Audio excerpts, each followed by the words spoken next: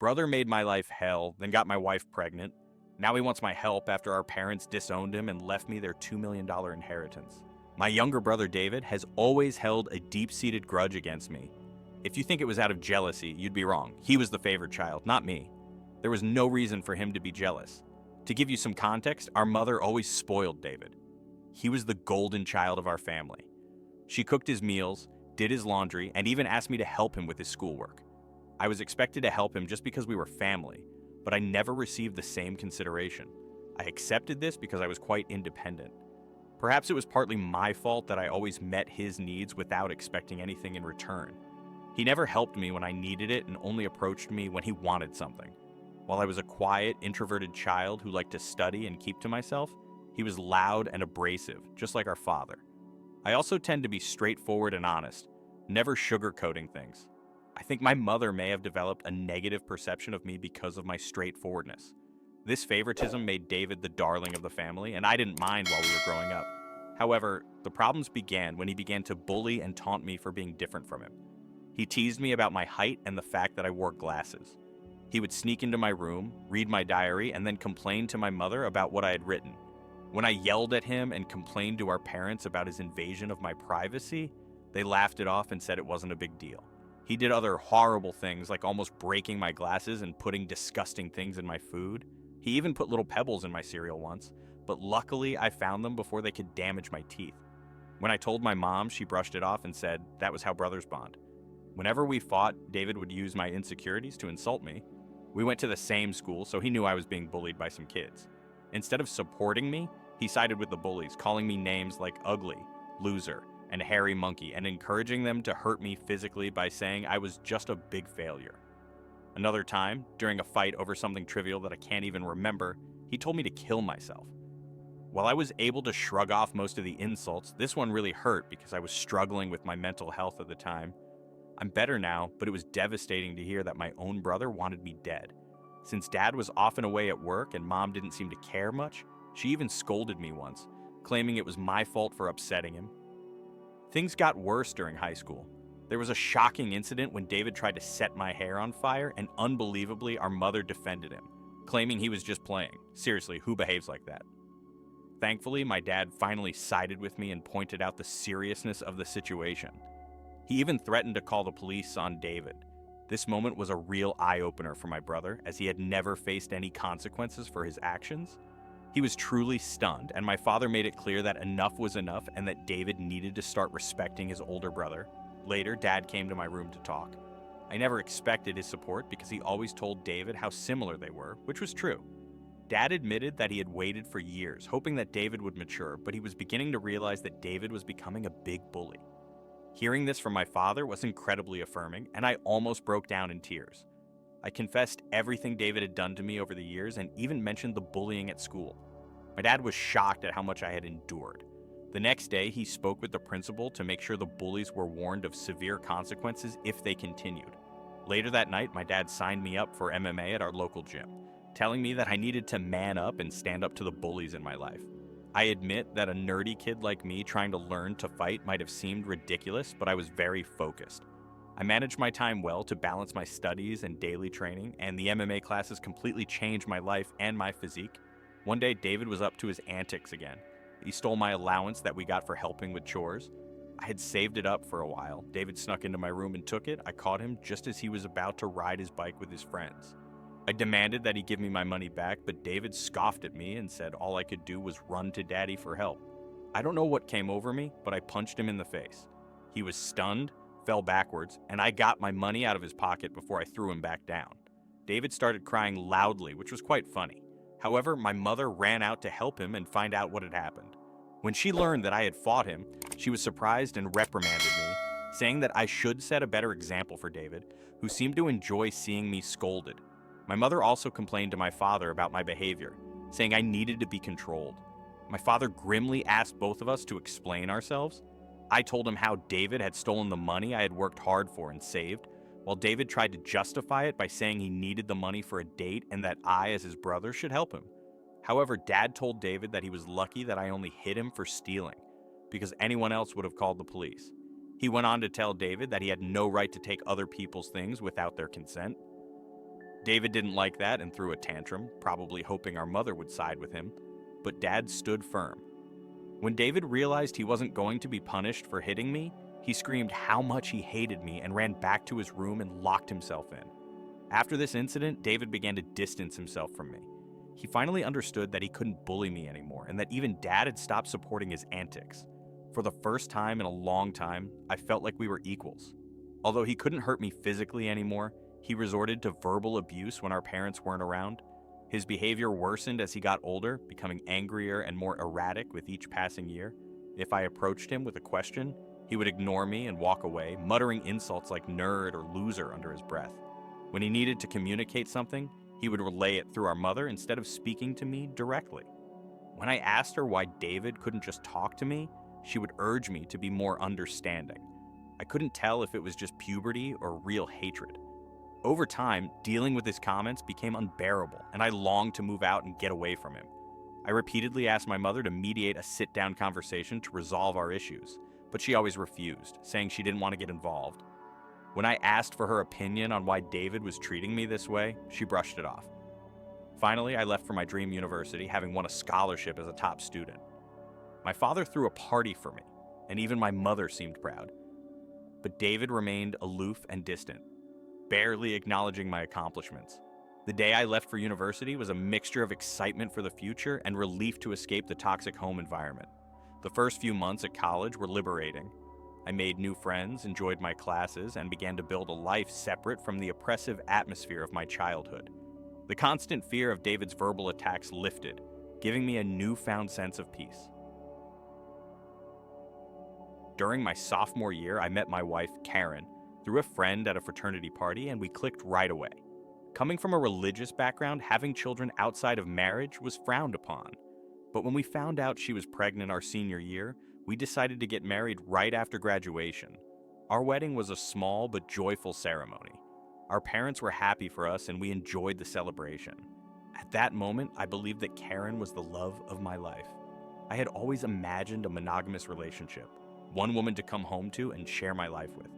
Although other women had shown interest over the years, I never pursued anything because I was truly content in my marriage. Karen was my dream woman and I never wanted to hurt her. However, I later discovered 2 incidents of infidelity in our marriage. One was an on and off affair with her married coworker that lasted several years, and the other was a brief fling with an ex-boyfriend while visiting her family. Some might think I was naive, and looking back, I can't completely disagree. Each time we were separated for a while, I chose to forgive my wife. I didn't want to raise our child in a broken home, and I believed we could overcome these obstacles. The affair with her coworker happened when we were young, and I chalked it up to youthful mistakes and poor judgment. For a time, things seemed to get better, although I could never fully trust her again. I did my best to put my doubts aside, knowing that if I chose to forgive, I had to truly work toward a new beginning. It's been 4 years since her second betrayal, and I felt confident in my decision to give her another chance. Karen seemed to have changed, and we were genuinely happy to be planning our family's future. 3 months ago, however, my world was shattered again when she revealed that she had been having a long-term affair and suggested that our son might not be mine. Her words hit me like a ton of bricks. A mixture of shock, betrayal, and disbelief overwhelmed me. I struggled to comprehend the enormity of her confession. Dazed, I managed to ask her why she had kept such an important secret and how she could have done something so devastating. Her response was cold and indifferent, as if she was detached from the pain she had caused. Her vague answers left me with more questions than answers. It was a surreal and painful moment to face the shattered trust and uncertainty of my own family. I continued to press Karen for the truth, feeling that I deserved to know the father of the child I had raised since birth. Finally, she admitted that it was David. My eyes widened in shock as I asked Karen what she meant. She explained that she and David had become friends when I introduced her to my family and that she had stayed with us from Thanksgiving to New Year's. David, who was usually cold to me, was warm and polite to her, which made me happy because I didn't want Karen to feel unwelcome. Karen wanted to be accepted into my family, so she spent a lot of time with my mother whenever possible. She noticed the rift between David and me and asked me about it. I opened up about our strained relationship and explained that we might never be able to repair it because of his unresolved feelings. Karen understood, but she began to include David in our outings, hoping it would help us bond. Whenever we planned to go to the movies, she would invite David, and we would watch whatever he chose. During this time, David and I exchanged a few words, which was an improvement over his usual silent treatment. I remember Karen and David hanging out and playing video games together, but I never thought much of it. Karen told me that one day David opened up to her about his struggles with a recent breakup. Feeling vulnerable, he struck up a friendship with her. She mentioned that he harmlessly flirted with her when I wasn't around, and eventually things escalated beyond her control. The vision of my wife and brother sleeping together made me feel sick. Karen confessed that she felt guilty afterward and left him, which was consistent with her abrupt decision to go home instead of spending New Year's with me. Although I tried to convince her to stay, she was adamant about leaving. When we met back at college after the holidays, she was her usual cheerful self, so I didn't question anything. 2 weeks later, we found out that she was pregnant. Karen admitted she didn't know if the child was mine or David's, and with no way to prove it, she chose to stay with me because she knew I was the more reliable brother. So we got married. My world felt like it was falling apart. The son I loved might not even be mine. I asked Karen if she had slept with David recently, and she nodded slowly. She revealed that they had always stayed in touch because their chemistry was undeniable. They would sneak off to hotels and lie to me about working overtime. She admitted that half of her business trips were actually romantic getaways with him. I asked why she married me, if she wanted my brother, and Karen said she didn't want to be the one to break up the marriage. She saw me as a wonderful father to our son and decided to stay. In her words, she made a mistake and didn't know when to stop. I told Karen that I was glad she told me the truth, but that I was going to pack up and leave. She began to cry, begging for forgiveness and expecting me to yell at her. Instead, I calmly packed my things. Karen insisted that if I loved her, I should fight for her, and that mistakes happen in every marriage. When she realized I wasn't going to do anything, she changed tactics, saying that our son would be affected by a divorce and that children shouldn't be raised in broken homes. I reminded her that I might not even be the father, which made her cry even more and accuse me of being cruel. She seemed to think that nothing could make me want to leave the marriage. Perhaps it was partly my fault for letting things slide in the past. While I did love her, it felt more like it was because we had a son together and had been together since college. Karen kept insisting that it wasn't too late to make things right, but I had trouble believing her and ran out of patience.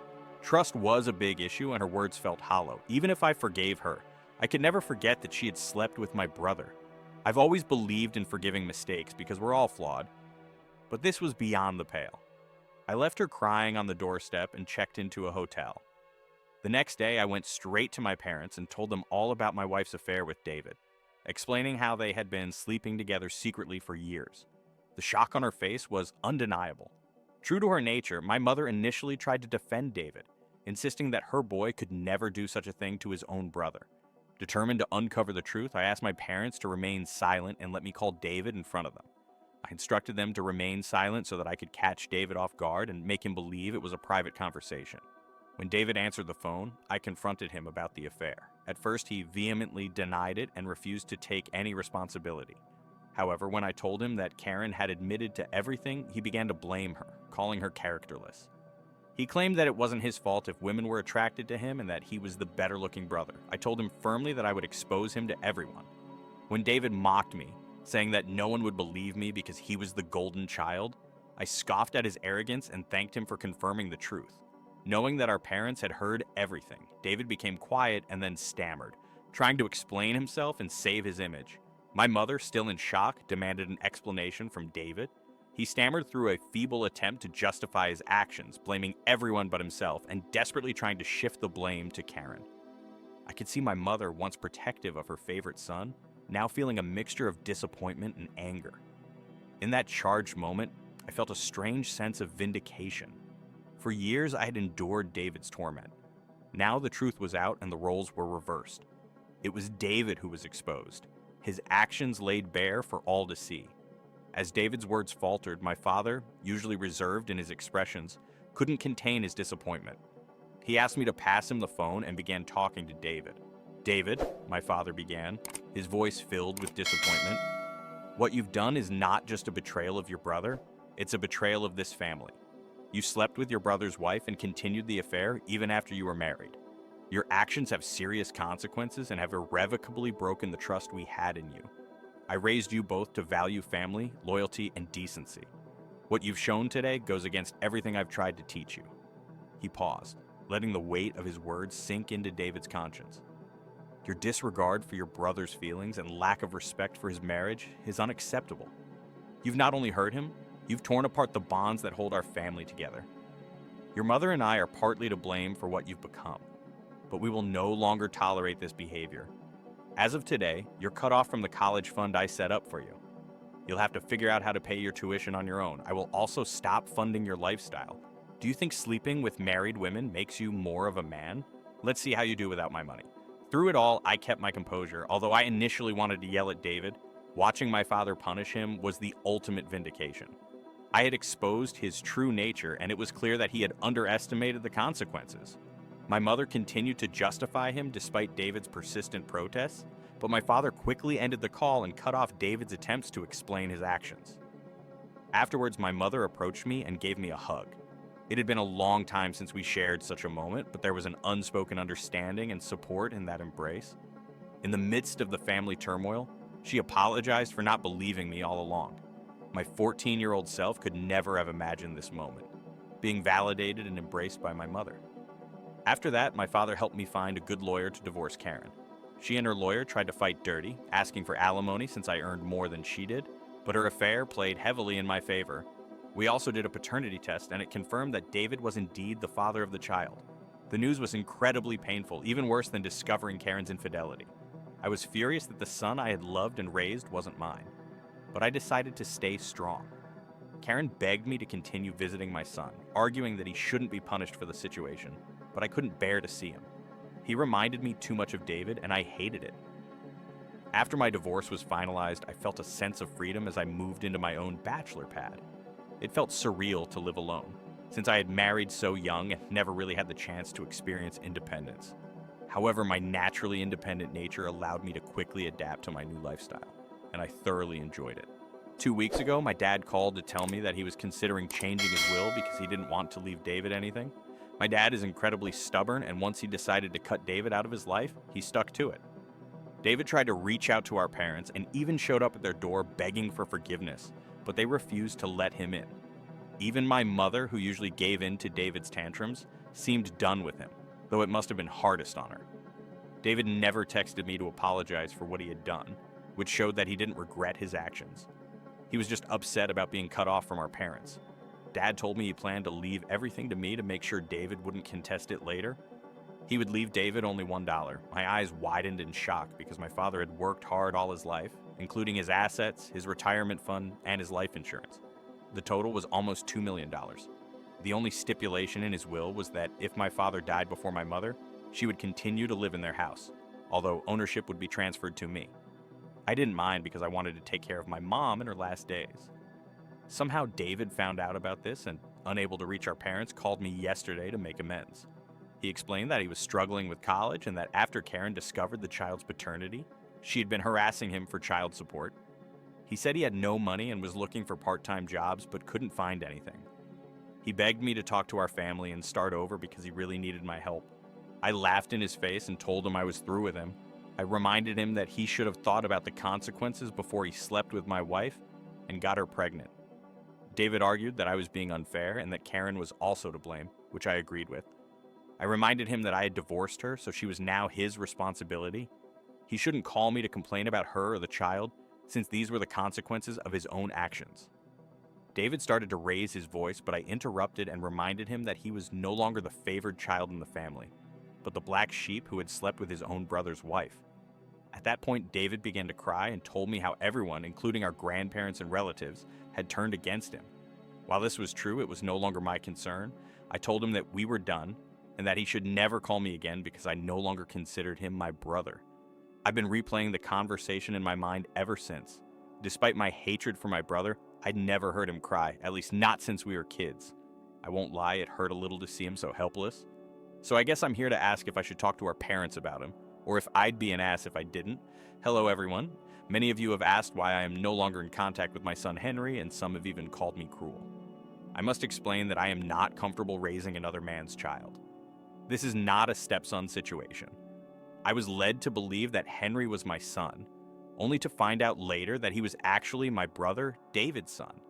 Of course, this revelation hurt deeply, and I cried for days over it.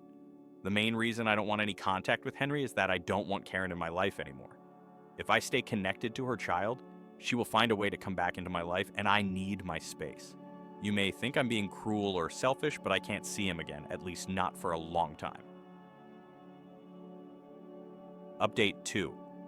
Most of you guessed correctly that it was my mother who told David that my father had changed his will, which led David to call me as a last resort to try to make things right. I confronted her in front of my father, and she broke down and said that I had punished David enough and that he had learned his lesson.